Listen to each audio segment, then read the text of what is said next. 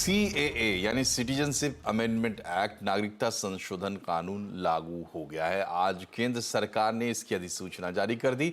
इस कानून के लागू होने के बाद अब गैर मुस्लिम शरणार्थियों को भारत में नागरिकता मिल जाएगी पड़ोसी देशों के। इससे पहले दिसंबर 2019 में इसे संसद से पास किया गया था और 10 जनवरी 2020 को इस पर राष्ट्रपति के हस्ताक्षर हुए थे। तब से अधिसूचना जारी नहीं हो पाई थी, इसलिए ये लागू नहीं हो पाया था। इसका आगे क्या असर होगा? चुनाव से पहले कानून के लागू होने से सियासी हालात कैसे होंगे, समझते हैं। वरिष्ठ पत्रकार अकू श्रीवास्तव हमसे जुड़े हुए हैं। आपका बहुत बहुत स्वागत है अकू जी।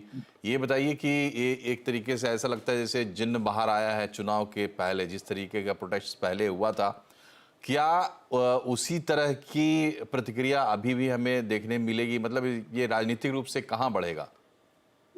देखिए, जिन्न बाहर नहीं आया है, जिन्न बाहर लाया गया है। और जब लाया गया है तो उसके मतलब फ़ायदे, नुकसान सब सोच समझ के किया गया था।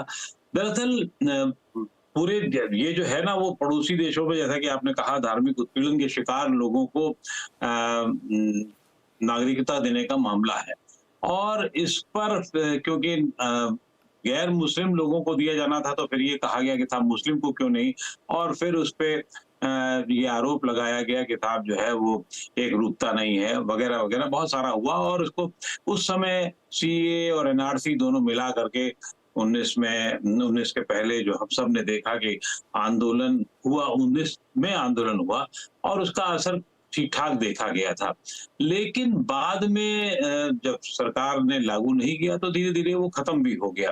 खत्म होने के साथ में अब स्थिति ये है कि जब फिर अब चुनाव बिल्कुल मुहाने पर है और लोकसभा चुनाव होना है, तो 19 में भारतीय जनता पार्टी ने अपने घोषणा पत्र में बाकायदा ये कहा था कि हम सीए को लागू करेंगे।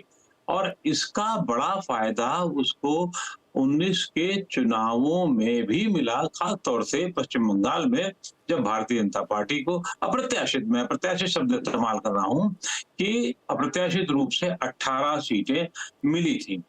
उसके पीछे जो बड़ा वोट बैंक था, बाकी तो उनका अपना वोट बैंक था ही, लेकिन एक मतुआ समुदाय जो है, जो बांग्लादेश से आया हिंदू था और वहां पर वैसे तो 50 के आसपास से आया, लेकिन उसकी समस्याएं बढ़ती चली जा रही थी। और लगभग 1 करोड़, कोई 80 लाख कहता है, कोई 1.25 करोड़ के आसपास कहता है, लेकिन 1 करोड़ के आसपास के लोग थे जो उत्तर 24 परगना, दक्षिण 24 परगना, जलपाईगुड़ी, नदिया, सिलीगुड़ी, पूर्व और पश्चिम बर्धमान जिले, कूच बिहार वगैरह में सब वो रहते थे वहां पर। तो इसमें आप ये मान के चलिए कि लगभग 35 सीटें तो ऐसी थी जो सीधे बिल्कुल प्रभावित करती थी। और करीबन 45 सीटें ऐसी थी जिसमें उनका ठीक ठाक प्रभाव था। तो इस का बहुत बड़ा असर हुआ और असर होने की वजह से वहां भारतीय जनता पार्टी को सीटें भी ठीक ठाक मिली। लेकिन फिर ये अच्छा, उस दौर में एक और बड़ी रोचक बात हुई थी कि 2019 में पीएम मोदी, जो जिन्होंने जब एक जो बड़ी माँ जो कहलाती हैं, वीणा पानी देवी, उन्होंने जब इसका आंदोलन शुरू किया तो 19 में प्रधानमंत्री वहां गए, उनके पांव भी छुए थे और वायदा किया था कि उन सभी को नागरिकता दी जाएगी। अब उसके बाद सब लागू पास तो करा दिया गया था, लेकिन लागू नहीं होने से मतवान समाज जो है नाराज भी हो गया था।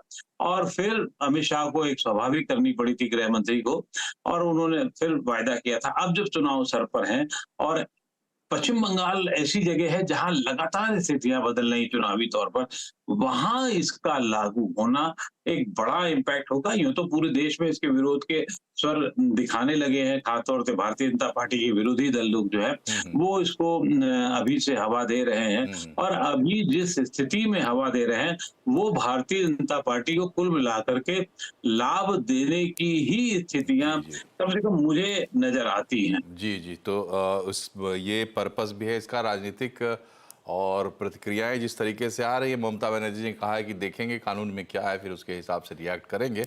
लेकिन एक आशंका ये ज़रूर है कि जो गोली है, ये कारतूस एक बार पहले चल चुका है। कोविड ने बीच में खलल डाल दिया था, तो आर पार का फैसला उस वक्त नहीं हुआ था, लटका हुआ था मामला। तो अब ये कितना असर करता है, ये दिलचस्प होगा। बहुत बहुत शुक्रिया आपका कुश श्रीवास्तव जी, हमसे बातचीत करने के लिए। बढ़ते हैं आगे।